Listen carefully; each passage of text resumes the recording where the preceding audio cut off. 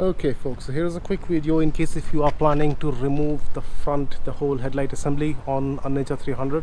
So I'll quickly show you what all needs to be done. The reason why I have done this is because I have just upgraded the main lights to LED, and the problem was when I was fixing the small headlight stay, the main LED stay which goes inside, I mean behind this, that slipped off my fingers and it went right inside.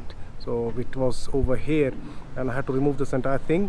So that's the reason I thought I'll quickly make a video, because there is no video which talks about how do we take out this whole assembly. So to begin with, you will first have to remove this side panel, the one that goes here, this thing. So again, it's opposite. So this is the panel that you have to remove, and then the next thing would be this panel, the one that goes over here. Sorry. Yeah, next thing would be to remove this panel that goes over here, and then you have to loosen this thing up. So you have to remove this and a couple of mounting points. One is over here, one over here,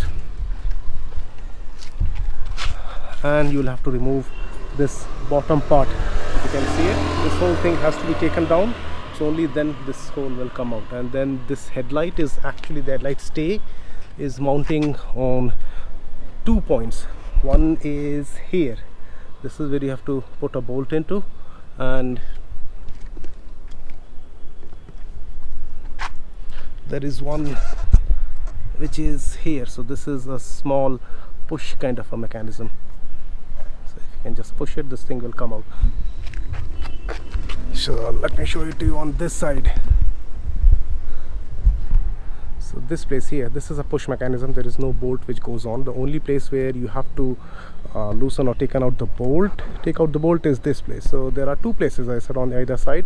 One is this, where it this place where the push mechanism goes, and one is over here, and the same thing is on this side as well.